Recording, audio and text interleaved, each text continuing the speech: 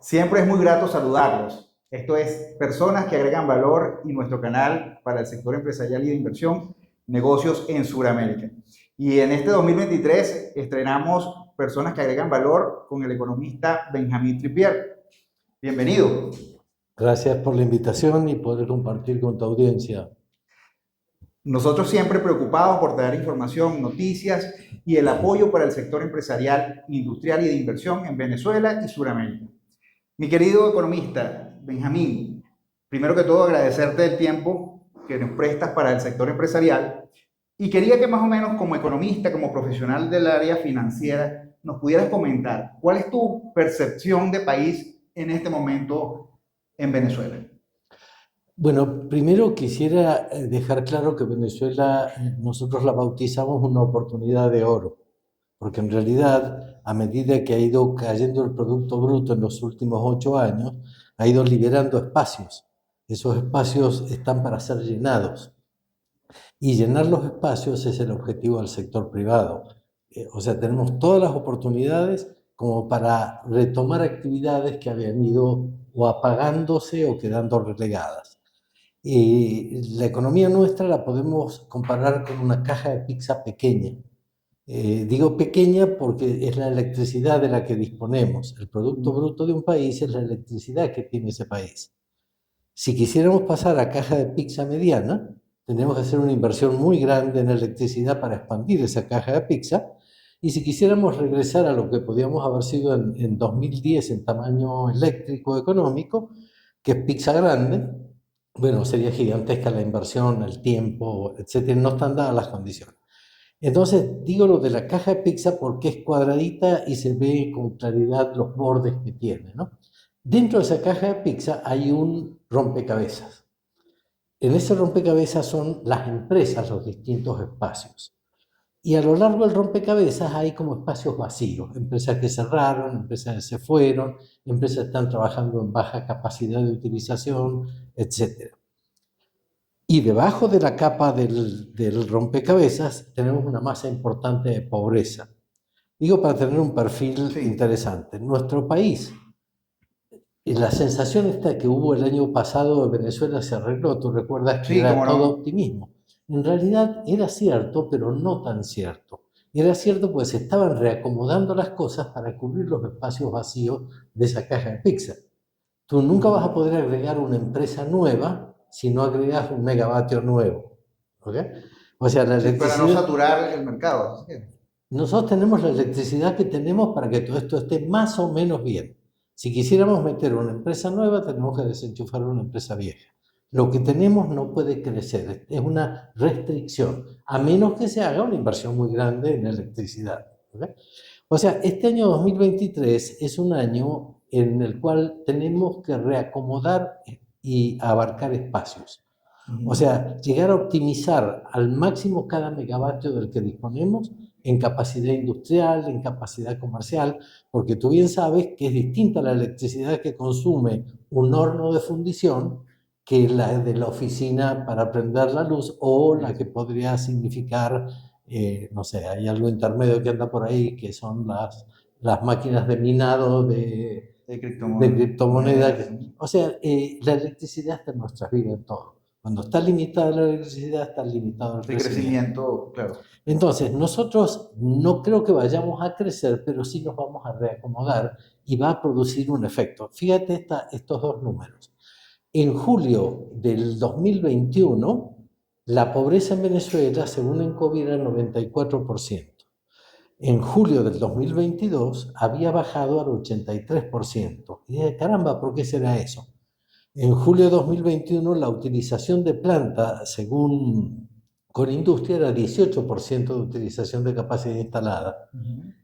Un año después ya había subido al 30% la utilización de capacidad instalada.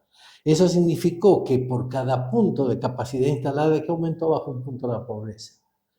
Quiere decir que el sector privado avanzando es el único capaz de bajar la pobreza. Las políticas del Estado aquí en Venezuela y en todo el mundo en general son para mantener más o menos la pobreza alimentada, un mínimo de proteínas, pero no para sacar gente de la pobreza. Lo único que puede sacar gente de la pobreza es el sector privado es un sector privado fuerte, pujante, con contenido industrial. Transformador. Transformador, es el que absorbe. Por eso te di estas dos cifras. En un año aumentó 12% la utilización de planta, bajó 12%. Pero claro, uno dice, bueno, sigamos expandiendo la planta para que baje la pobreza más. Ahí viene la restricción eléctrica. Cuanto más podemos crecer, hasta cuánto nos permite reacomodarnos y utilizar más la planta que tenemos, la electricidad de la que disponemos. ¿Okay? En dos platos es eso. Entonces, este año, y el futuro, no es cuestión de sentarnos a esperar a ver qué pasa y qué me toca. No, tenemos que evidentemente. construirlo nosotros todos los días. Y eso no es ni vaso medio lleno ni vaso medio vacío. Eso es la cantidad de líquido que realmente hay en el vaso. Hay que reconocer, esto es lo que tengo, esto es lo que dispongo y esto es lo que tengo que optimizar para poder mover la economía del país. Ahora, también existen varios aspectos que hay que tener en cuenta. Si usted aumenta producción, ahí la capacidad de compra del venezolano para poder realmente absorber ese exceso de producción que pudiese haber. Porque tenemos claro que las empresas están trabajando en un 15, en un 20, en un 30% de su capacidad instalada, dependiendo del rubro. Pero hay en la calle la suficiente capacidad de compra para poder cubrir esa producción que se está generando. Bueno, has tocado un tema sensible, porque en realidad la inflación estructural que tenemos es una inflación de oferta. Es lo que se llama cost push inflation.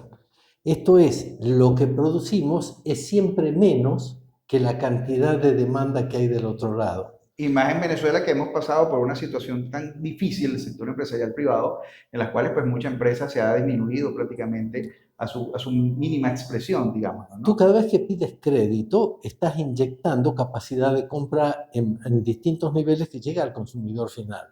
Ahora, cuando el consumidor final con esa capacidad que le inyectaste, supongamos que se ampliara el crédito, la gente pudiera salir a buscar crédito de tarjetas de crédito, de créditos de capital de trabajo, esas cosas. Entonces, la capacidad de oferta de bienes y servicios es rígida. Eso significa que es más gente demandando el mismo bien. Esto significa que si yo pongo esta tasa acá y la quiero vender a 1, pero tú también la quieres, digo, yo estoy dispuesto a pagar 2. Claro. Y aquel viene, no, dámela a mí que quiero 3. O sea, la rigidez de la oferta agregada nuestra es limitada. Es el germen de la inflación, porque siempre la oferta es menor que cualquier demanda que pongamos. Claro. Entonces tu preocupación debería ser al revés. Tenemos que crecer lo suficiente como para copar la capacidad de demanda que hay. No es que se va a quedar corta la demanda, es que la tenemos siempre a toquecito de dispararse. Ahora, una de las problemáticas que yo veo en la industria, que visito constantemente diferentes sectores industriales, es la preocupación que hay con el capital de trabajo. De hecho, muchas de las empresas que tenemos en venta en negocios en Sudamérica tienen esa dificultad. No hay un sistema realmente adaptado a las necesidades, un sistema financiero adaptado a las necesidades de la pequeña y la mediana industria. Y en eso, ¿qué pudiésemos conversar, Benjamín? Porque es la preocupación del día a día. Tengo mucho industrial que me llama y me dice, Héctor, ayúdame a vender la empresa. Tengo la demanda, pero no tengo la capacidad de respuesta para producir, porque voy a la banca y no hay un sistema que esté adaptado a mi necesidad. Me piden que tenga garantías fuera del país, cosa que la pequeña y la mediana industria pues tiene ciertas limitaciones. Además de esto, ya los créditos son indexados, entonces la gente también tiene mucho temor o incluso puede verse en la situación como le digo, de vender. Dice, mira, yo prefiero vender para no dañar la marca, no sacrificar la marca, porque evidentemente a no poder despachar y cubrir esa demanda, pues tienes las limitaciones de perjuicio, ¿no? De dañar tu imagen en el mercado. Sí, la pequeña y mediana empresa es el entramado industrial de toda Latinoamérica. En algunos países es hasta el 80% de la economía del país es la pyme. ¿Okay? Y la mayor generadora de empleo. Es la mayor generadora de empleo. El tema es en qué medida cada empresa tiene capacidad para competir con un cuchillo en los dientes contra su competidor Ujú. para el único cliente que tienes. Porque empiezas a tener un exceso de oferta para otros lugares donde hay déficit de oferta. Porque en general son pocas las empresas pymes que ofrecen al consumidor final. En general son abastecedoras de primero, segundo, tercer nivel de la empresa que finalmente va a poner todo junto y va a entregar. Ujú. ¿Okay?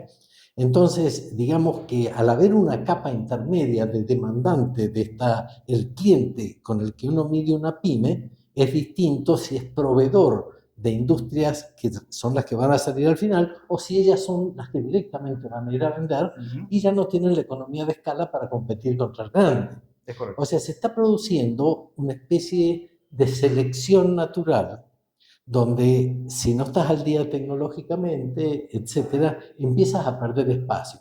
Pero cuando tú dices quiero vender, significa que alguien del otro lado está dispuesto a comprar. Quiere decir que la ecuación país no cambió, cambió de dueño, Es pero así. sigue estando.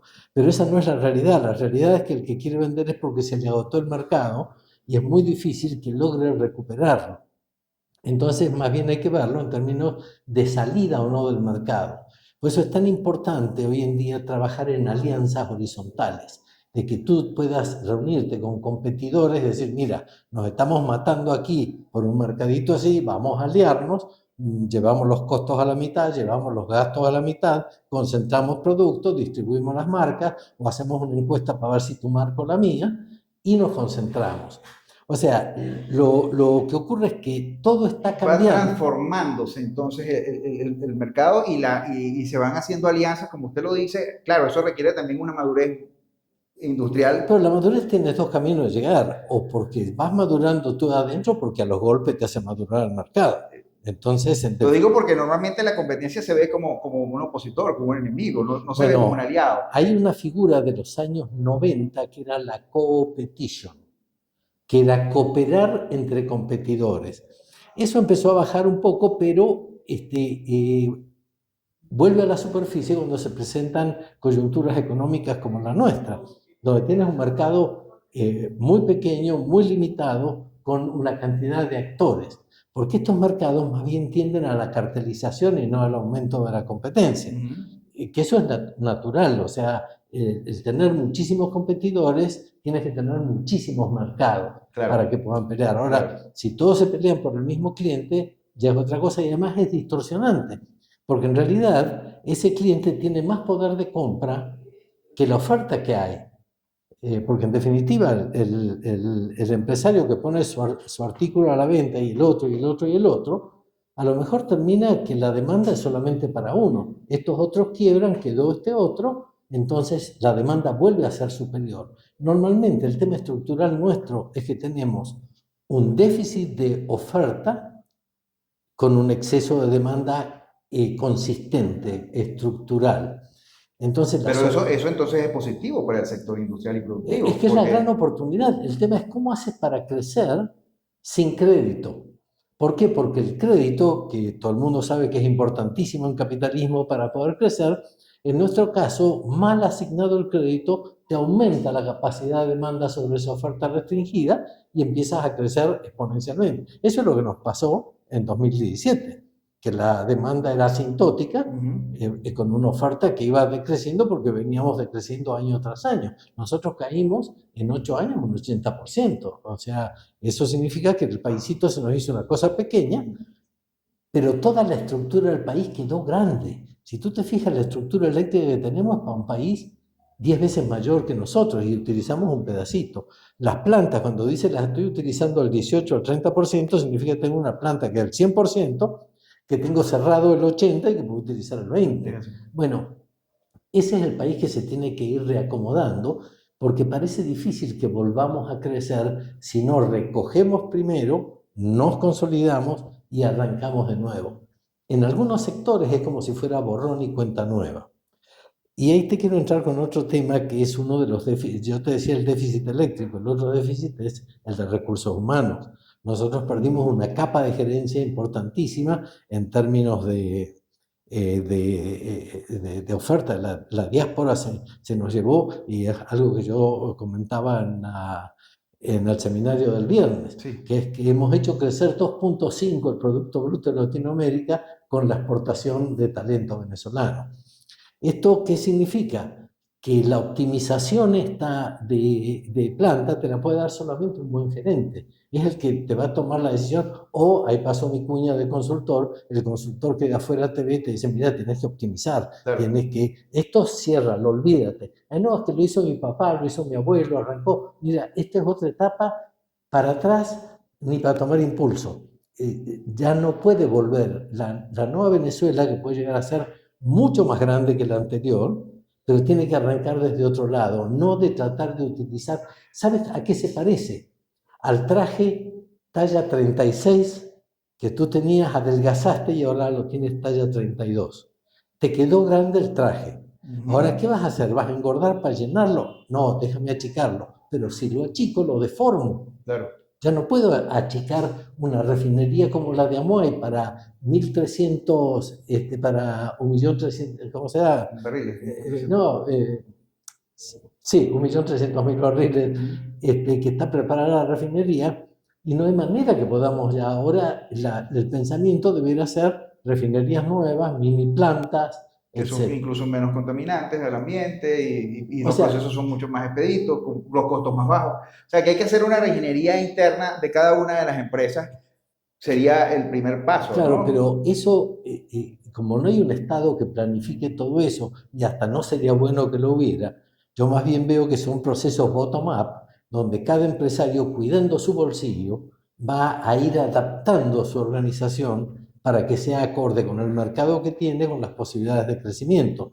No digo que haya que borrar toda empresa que quede grande. Lo que Claro. digo es que si hay que hacer algún tipo de recortes, cuidar muy bien el tema de grasa que se corta, qué músculo tengo que cortar y que no vaya a cortar un nervio. Porque cuando haces este tipo de downsizing, que en realidad creo que no hay que generalizarlo en para abajo, yo creo que hay que verlo como right sizing, que es buscar el tamaño adecuado de operación. A veces te sirve lo que tenías, a veces tienes que cerrar eso y empezar de nuevo. Claro. La tecnología ha avanzado mucho. Cuando yo te hablo de Venezuela, una oportunidad de oro es en todo sentido. Tenemos la oportunidad de empezar de nuevo, de adaptarnos entrar a la tecnología en el state of the art y no ver cómo adapto lo viejo y lo actualizo. Creo que tenemos que limpiarnos eso. Si hay algo bueno de lo que me quedó, lo voy a utilizar y se va a notar. Claro. Pero lo que no, no debo seguir sosteniéndolo. Ahora, ¿cómo traer esa tecnología a la industria venezolana con las limitaciones financieras que existen en la banca? Eso es Eh, una limitante importante. bueno, vamos a verlo de otra forma. Prácticamente la morosidad en la banca ha desaparecido. Sí, es correcto. ¿Ok?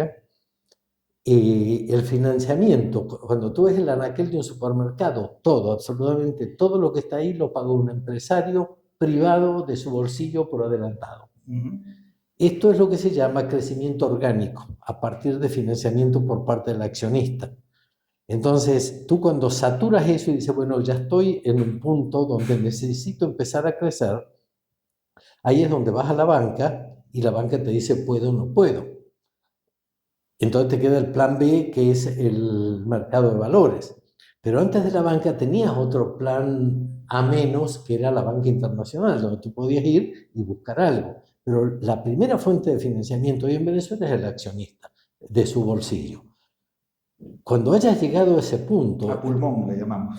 claro, es que es así. Entonces, eso crece orgánicamente. No es que porque te dieron un crédito blando que no sabes cuándo lo pagas, eso se acabó.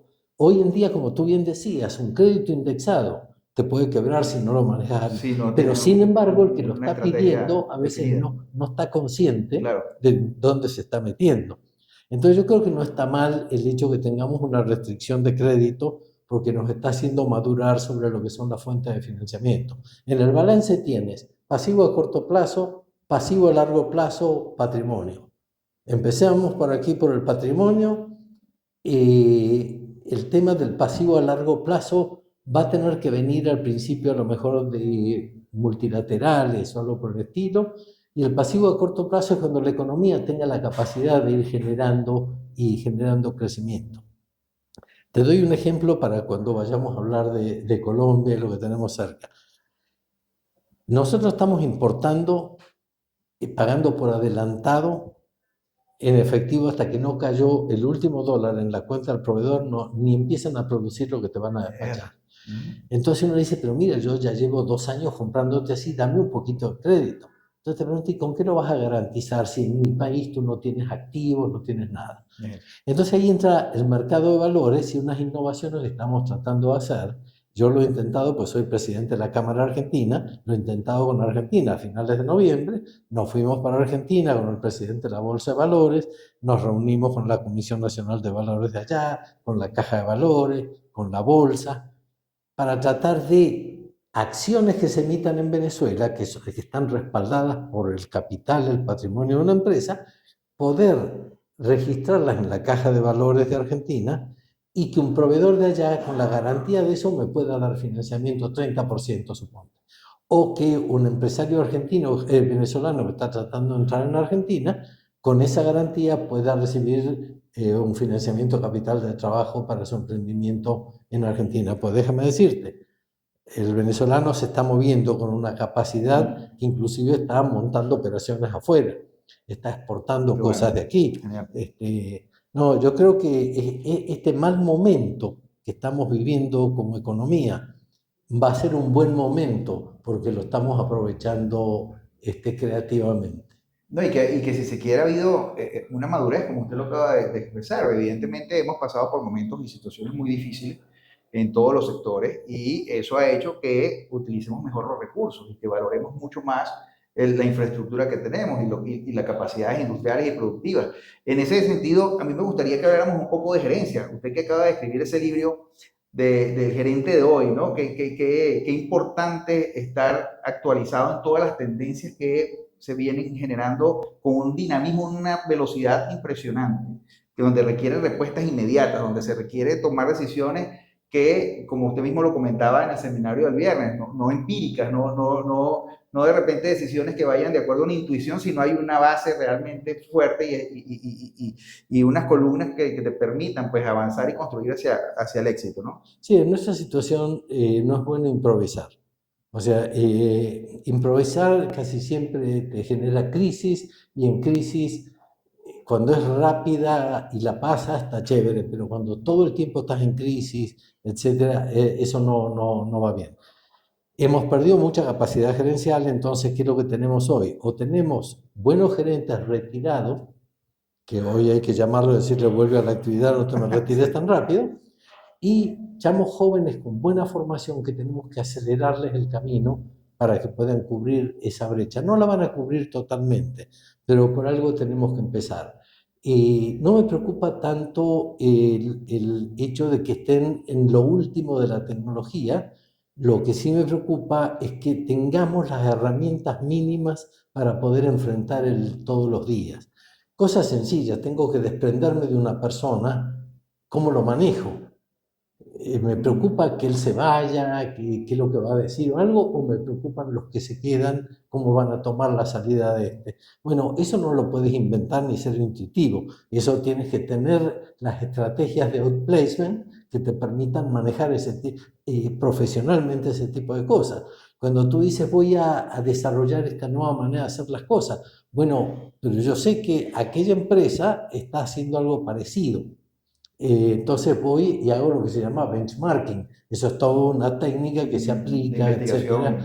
Inclusive de lo que se llama el benchmarking partner, que es me asocio con esa empresa para que ella me muestre lo que hace y yo le muestro lo mío. Entonces empiezas a transparentar el mercado. Aquí se acabó eso de lo mío está escondido. La fórmula secreta siempre la voy a tener guardada, pero la manera de hacer las cosas creo que hay que empezar a compartirla porque el mercado es chiquito, tenemos mucha gente haciendo una oferta limitada y peleándose por algo que no deberían pelearse. ¿Ah? Y una oferta muy parecida realmente.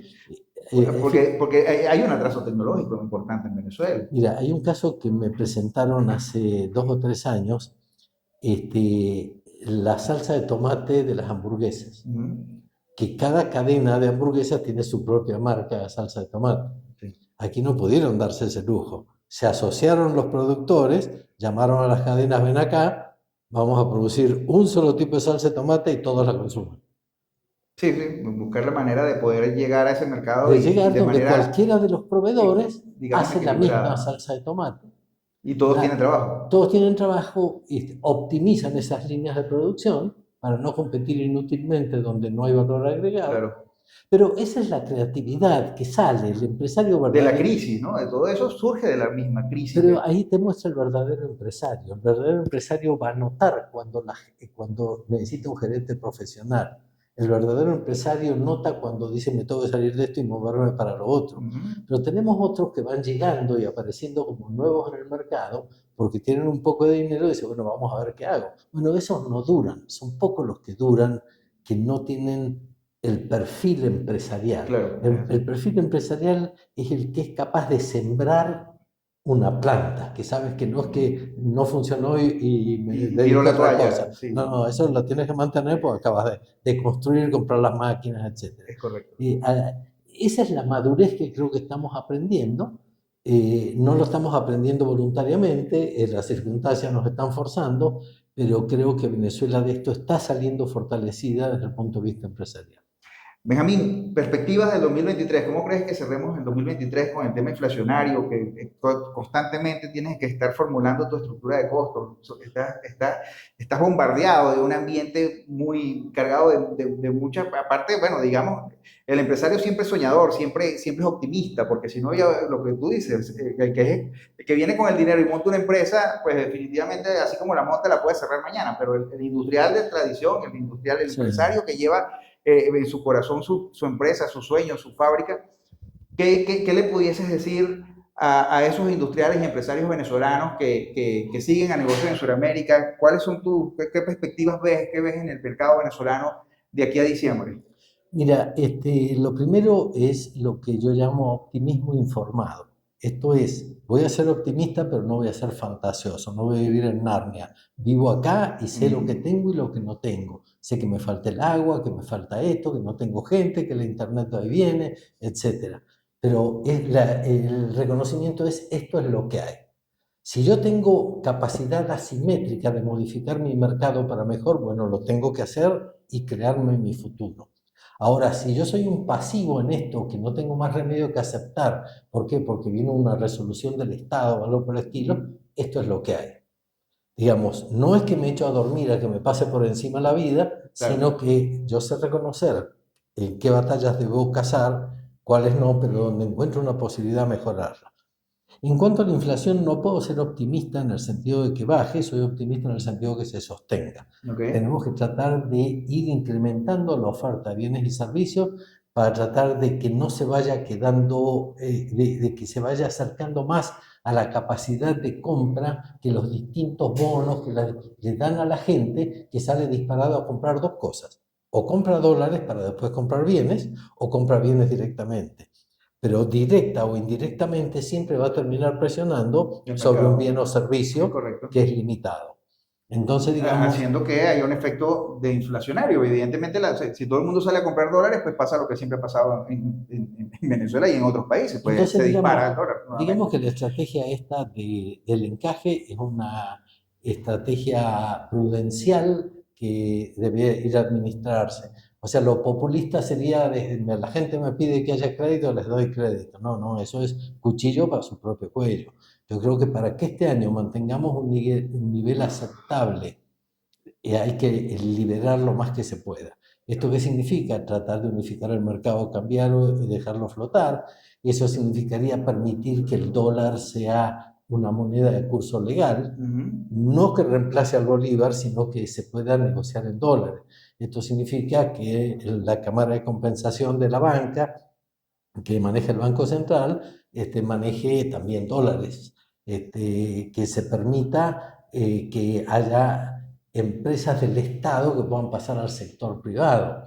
O sea, no tiene sentido que haya empresas que, siendo empresas con fines de lucro, Claro. dependan del impuesto que está pagando a alguna persona. Pues ya no puedes pensar que eso lo va a financiar el petróleo. El petróleo no va a crecer mucho más de lo que estamos ahora. Si yo te dijera que para diciembre vamos a estar en los mismos 750.000 barriles, creo que sería un exitazo. ¿Por qué? Porque nosotros andamos 550, 600, 650. Las sanciones nos ponen unos ciertos límites y moviéndonos dentro de esos límites para tener un ingreso razonable, tú calculas un promedio de $50 neto por barril, y si procesamos 700.000 barriles diarios, bueno, haz la multiplicación por 360, lo multiplicas por 50 y te va a dar una cantidad que es de la que dispones.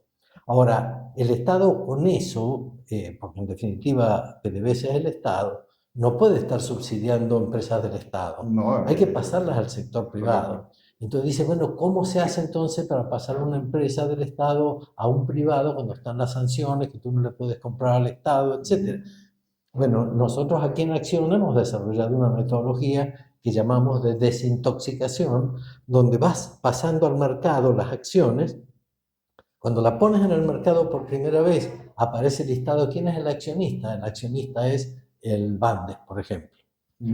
Colocas en el mercado y te aparecen 1.000 personas que compran todas las acciones, no el 10%, 60%, 70%. Ahora, una vez que pasas a esas 1.000 personas, ya cuando vas a listar, ya no pones Bandes. Entonces, esa segunda vuelta puede ser o para que otras 1.000 personas distintas compren, o para que ya directamente un inversor extranjero pueda comprar sin riesgo de estar negociando con el Estado y afectar a la OFAC. Claro. O sea, hay maneras de empezar a traspasar cargas que tiene el Estado a que, si son productivas, van a sobrevivir. En las épocas de las privatizaciones, en los años 90, yo me acuerdo, a lo mejor alguien me corrige después, cuando se vendió el Lloyd aéreo boliviano, hubo que poner plata para que se lo lleven. Porque no es que por cada empresa que tú quieras vender va a haber, todo el mundo quiere comprar. No, te vas a encontrar con que ya el hecho de que un privado asuma esos pasivos y esos gastos, ya es todo un beneficio, así no lo... Y es confianza en un mercado que de una u otra manera Claro, lo genera, que ¿no? pasa es que tenemos todas las empresas del Estado talla 36 y nosotros ya somos talla Claro, 30, claro, pero el 32, hecho de ¿no? que tú puedas sacar esos instrumentos financieros al público y vaya realmente una reacción interesante de compra, pues evidentemente que, claro, no todas las empresas van a generar la misma confianza. No, pero ya viendo un nuevo dueño con tecnología, con experiencia gerencial en ese negocio, etcétera, y ya pasa a ser diferente. Pero dentro de esa cadena, lo primero que yo sacaría a la venta es el sector eléctrico. Hace falta Una desesperadamente inversión importante. inversión en tecnología y en gerencia eléctrica. No Corpoelec como un todo. A mí como consultor me tocó crear Corpoelec y trabajar en la fusión de las 14 empresas. Ya. Entonces, mi punto es, éramos más competitivos cuando estábamos atomizados, porque es lo mismo que tienes un elefante, se le clava una espina al elefante, se para el elefante. Si tienes 14, se para uno y los otros 13 siguen. Claro. Bueno, yo creo que de ese tipo de criterios es con el que tenemos que trabajar, y cosas para hacer este año. Este año tenemos que convertir la economía para que impacte positivamente sobre lo social. Y no me quiero ni meter en lo político, porque podemos que nos ocurra, por ejemplo, el caso de Perú. Perú está en crisis políticas todo el tiempo, pero sigue teniendo la inflación más baja en Latinoamérica, sigue teniendo la economía más bollante en Latinoamérica. Son importantes para el país, pero no van casados, ¿no? Así es. Cada quien va por su camino. Eso es vital para el desarrollo del país. Eso es lo que tenemos que lograr acá, deslindar sí. Lo político de lo económico. Porque lo social ya no está asociado a lo político. De hecho, hay mucha indiferencia de la gente hacia la política.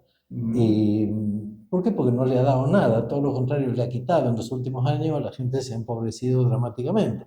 Entonces, digamos, desconectemos el tema político, que se peleen aquí por la presidencia, por lo que quieran, pero que en la parte, porque lo social es lo que alimenta la economía. O sea, el social es o te compra o trabaja en la economía. Entonces, el crecimiento de la economía es lo único que puede bajar lo social. Y este es un año crítico, ¿eh? No creo que podamos aguantar mucho más en esta mezcla de que si tenemos dólar, no tenemos dólar, si somos liberales, o sea, es la lucha entre el mercado y el plan de la patria. Por aquí va ganando el mercado, por aquí va ganando el plan de la patria. Así, no podemos estar en eso, tenemos que decidir un rumbo, y si hay que hacer un nuevo plan de la patria, pero ya incorporando los elementos de mercado, hay que hacerlo. Pero este híbrido de economía que tenemos, creo que ya se agotó. Es lo que nos está pasando. Es lo que se llaman equilibrios inestables. Pareciera que estás tranquilo, pero una vez que te separa algo del equilibrio, en vez de tender a volver, tiende a alejarse más. Ya. ¿Okay? Es complejo, pero evidentemente que las fórmulas económicas, son matemáticas, ahí no hay mucho que inventar. No puede haber un decreto para cambiar la ley de gravedad. La economía se rige bajo sus propias fórmulas. Así es, así es. Benjamín, cuéntanos una cosa. Quisiera comentar, mucha gente de la pequeña y mediana industria, muchos empresarios, todavía para él es muy novedoso poder acercarse al mercado de valores y conseguir financiamiento. ¿Cuáles son los pasos o tus experiencias con la pequeña y mediana industria en estos últimos años bueno, ha sido una alternativa de financiamiento para mucha industria? Ok, el primer cambio es mental. O sea, tienes que acostumbrarte a ser observado, porque a partir que entres al mercado de valores, te conviertes en una figura regulada, eres un emisor. Por consiguiente, vas a tener que presentar cada tanto tiempo estados financieros, etc. Y esto no es el SENIAT, ¿eh? Estás hablando de esto. Que después el SENIAT puede decir, mira, la declaración dice esto y lo que estás poniendo en el prospecto es algo distinto. Ese es un tema que tendrá cada quien que manejar. Sí. Pero el tema es el ajuste mental de pasar a ser observado y no tener la economía escondidita aquí, que no, yo no se lo muestro a nadie, etc. No, porque una vez que entras al mercado, en el prospecto de la emisión de tus papeles, cualquiera sea renta fija o renta variable, vas a estar retratado en ese librito que es tu vida y milagro. Va a haber fotos de tu planta, de tus inventarios, va a estar tu flujo de caja de los últimos 3 años, van a estar los estados financieros, va a haber proyecciones, etcétera, ¿no? Y para poder llegar ahí, pasaste por la casa de bolsa como nosotros, que te ayudamos en la estructuración, pasaste por los auditores externos para que te auditen tus balances y te ayuden a reexpresarlos. Te pasaste por la calificadora de riesgo, que después que tienes todo listo, el calificador de riesgo va a tu planta, mira, pregunta, etcétera, para ver si tu papel es de riesgo alto o medio bajo. ¿Verdad? El papel de riesgo bajo se vende así, el de riesgo medio más o menos, y no vas a colocar un papel de riesgo alto. Después pasas a la Superintendencia de Valores, a la SUNAVAL, que también revisa que el expediente esté todo en orden. En la bolsa se reúnen contigo para que puedas salir por ahí, hasta que finalmente llegas a tener un prospecto, una emisión, donde emitiste papeles. Esta empresa, el miércoles salió el aviso de prensa, el lunes tenía $100.000 en su cuenta. ¿Y bajo qué costo? Mira, el costo es algo que está normado por la ley del mercado de valores, que es hasta un 5% del valor de la emisión por la estructuración y hasta un 5% adicional por la colocación. Pero no me preocuparía tanto porque eso sale de la colocación. Al principio sale del bolsillo del emisor, pues lo va a tener que pagar como honorarios, ¿no? Pero en realidad la preocupación más importante es que se está metiendo en una manera de hacer negocios diferentes. Pero ¿cuál es la diferencia adicional? Que una empresa que está listada en el mercado de valores, que está listada en la bolsa, tiene una categoría distinta. La marca es distinta, se convierte en una marca, en una empresa más sólida y de mayor credibilidad. Porque estar listado ahí significa que pasaste por todos esos filtros. ¿Okay? Es correcto. Entonces, digamos, no me preocupa tanto. O sea, que la empresa sube a un target. Es un escalón importante. Ahora, fíjate tú, una vez que cambiamos la mentalidad, entonces vamos a paso 1. ¿Cómo está tu estructura institucional interna? ¿Hiciste todas las asambleas que tenías que hacer? ¿Las tienes registradas? ¿Tienes las minutas de las reuniones de junta directiva que tenías que tener? ¿Tienes los estados financieros auditados? ¿Tienes los estados financieros reexpresados para poder, por el tema de la inflación? Claro. tienes una gobernabilidad corporativa razonable para pensar que los cargos están distribuidos. O sea, son elementos de buena gerencia, que si no los tenías y quieres meterte en esto, bueno, tienes que cambiarte el switch y dedicarte a hacer una empresa mucho más formal. Y la pyme está como en ese interregno entre la informalidad y la formalidad. Tengo un pedacito formal, pero tengo mucho informal y no estoy muy seguro que yo quiera, etc. Aquí hay que dar un paso adelante, es decir, si quiero y cuando quiero estoy dispuesto a registrar las asambleas, a expresar mis balances, a auditarlos, etc. ¿no? Y a permitir que cuando llegue la calificadora a riesgo a revisarme, todo lo que yo dije que era. Ser transparente ante todos ante los ojos, porque vas a ser visible, evidentemente. Y eso es lo que va a generar confianza para que pueda venir un capital externo y ver que realmente es atractivo invertir en tu empresa. Ese es el switch que hay que pasarse. Excelente. Bueno, Benjamín, agradecido por tu tiempo. Que quisiera también pues que habláramos de Acciona. Yo creo bueno, ya lo hemos comentado, pero evidentemente es una casa de bolsa amiga de negocios en Sudamérica, establecida bajo todas las leyes venezolanas y por supuesto siempre atenta a recibir a los empresarios que quieran acercarse a Sí, la bueno, bolsa. en Dos Platos tenemos el puesto 81 en la Bolsa de Valores de Caracas. Tenemos una fuerza importante en estructuración, o sea, tenemos gente que maneja muy bien el tema de cómo preparar una empresa para salir al mercado. ¿Ok? Entonces, esto que tú decías de qué tienen que hacer, bueno, los ayudamos a que hagan. No hacemos milagros, pero sí les damos todo el camino para que lo hagan. Te voy a pasar, para que lo montes en tu Instagram, una lista de chequeo. Perfecto. Que cuando termina la lista de chequeo lo mandas al mismo Instagram que te dice ahí Listo. y el mismo sistema te responde tienes que hacer esto, tienes que hacer Ok. esto, etcétera, ¿no? Pero sí, creo que en Acciona estamos preparados para ayudar a las pymes. A ver, bueno, porque otro de los pendones que tenemos es pymes. Ya. Ese es el foco en el que creemos que está el futuro de Venezuela. Qué bueno. Una pregunta para cerrar que siempre la hago. ¿Se puede invertir en Venezuela? ¿Están las condiciones dadas para que el sector privado, no solamente nacional, sino extranjero, ahora que volvimos a tener nuevas relaciones, se abrió el camino nuevamente con Colombia para tener un comercio binacional fluido e importante?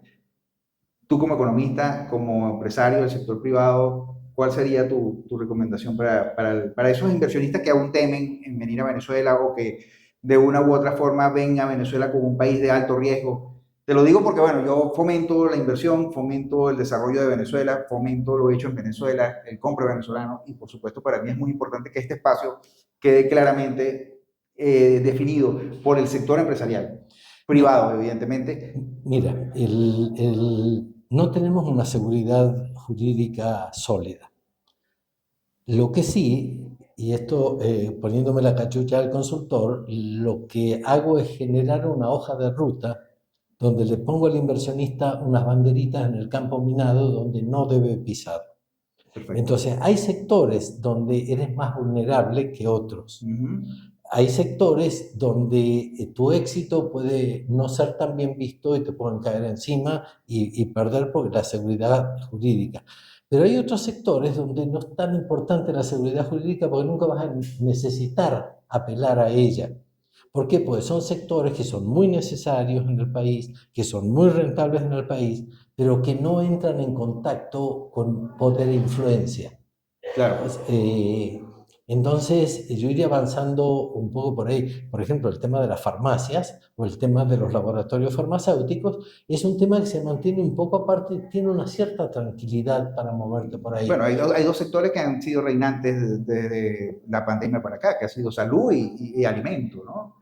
Entonces, definitivamente pienso que esos dos sectores, aunque la competencia es ardua, es dura, porque son sectores que han tenido pues, unos números muy interesantes, pero de una u otra forma también el Estado ha buscado la manera de darle cierto acompañamiento, ¿no? De cara al inversor colombiano, yo diría que si está interesado en una empresa de Venezuela para ayudarla a crecer, parte de esa caja de pizza que yo te decía, el espacio vacío que lo llene una empresa colombiana.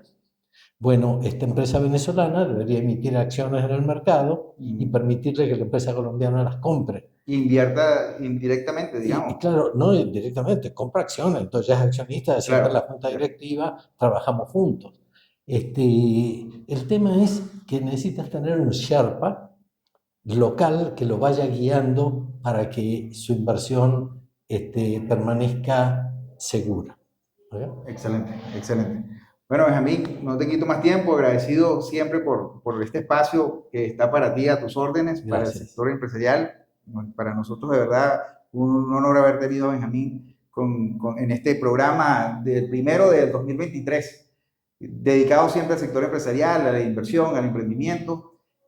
Estás acá porque eres una persona que agrega valor y esto se llama Personas que Agregan Valor. Esto es Negocios en Sudamérica. Mi nombre es Héctor Olivares y estoy acá para servirles. Gracias. Agradecido. No, gracias a ti.